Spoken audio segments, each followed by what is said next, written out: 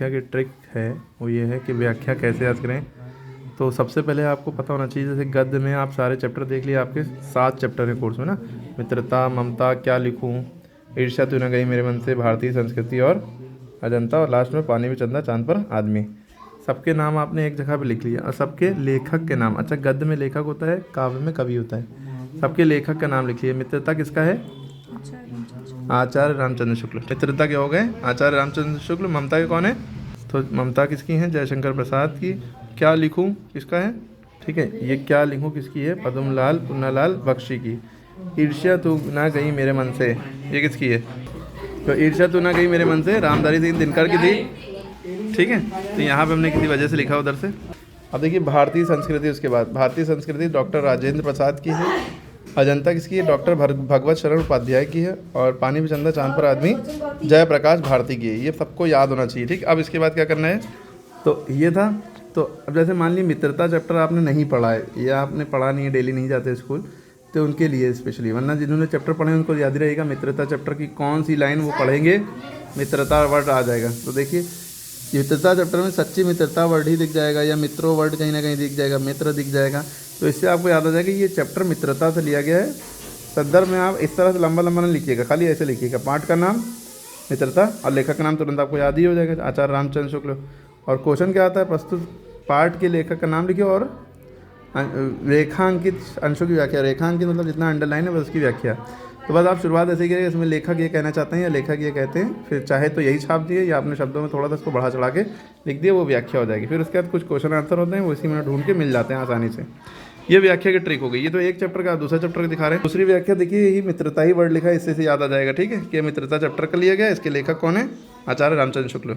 और भी अगर आगे देखेंगे तो देखिए मित्रता हर जगह ज़्यादातर मिल जाएगा, वरना आपको मित्र ये देखिए वर्ड मिल जाएगा। ठीक है, इससे समझ जाएंगे आप। अब जैसे ममता की अगर आई तो ममता वर्ड कहीं ना कहीं मिल जाएगा, या उससे रिलेटेड कुछ, ममता से रिलेटेड कोई चीज़ मिल जाएगी, जिससे आप समझ जाएंगे कि ये ममता चैप्टर से लिया गया है, उसके लेखक जयशंकर प्रसाद हैं। ठीक है, और इसमें ढूंढिए ऐसे इसमें मान ली ममता कहीं नहीं मिल रहा है तो काशी या कोई एक 2-3 वर्ड ऐसे ढूंढ लिए इस चैप्टर में सारी लाइनों पढ़ के, जिससे आप समझ जाए कि फला फला चैप्टर का है। और जैसे क्या लिखूं चैप्टर है, इसमें निबंधों से रिलेटेड कोई बात, ज़्यादातर निबंध से रिलेटेड बात हो जाए, समझ लिए क्या लिखूं चैप्टर, निबंध लिखता है ना इंसान, तो इसी से याद रखिए। इसके संदर्भ प्रसंग में याद रखिए, उसके अलग नंबर होता है। बाकी व्याख्या तो आप अंडरलाइन है जो बना के वही छाप दिए, कोई दिक्कत नहीं है। क्वेश्चन आंसर आप इन्हीं में से ढूंढ लेंगे। ओके, ये भी क्या लिखूं का है। ठीक है, अब अगर क्या लिखूं में निबंध वर्ड नहीं दिख रहा है तो सुधार से रिलेटेड बात दिखेगी ज़्यादातर, सुधारक और सुधार। ठीक है, जीवन के बारे में होगा, मतलब कुछ इस तरह से वर्ड मिल जाएंगे जिससे आप समझ जाएंगे।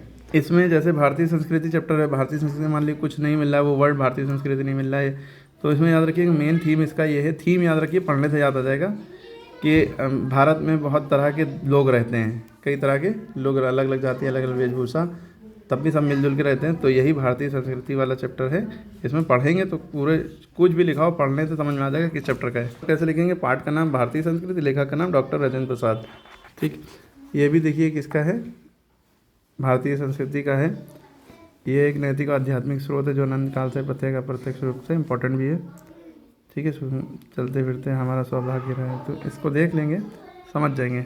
ठीक है, मेरे हिसाब से सबसे इम्पोर्टेंट यही है, ईर्ष्या तो ना कहीं मेरे मन से। इसमें तो आना ही चाहिए एक ना एक पेपर में।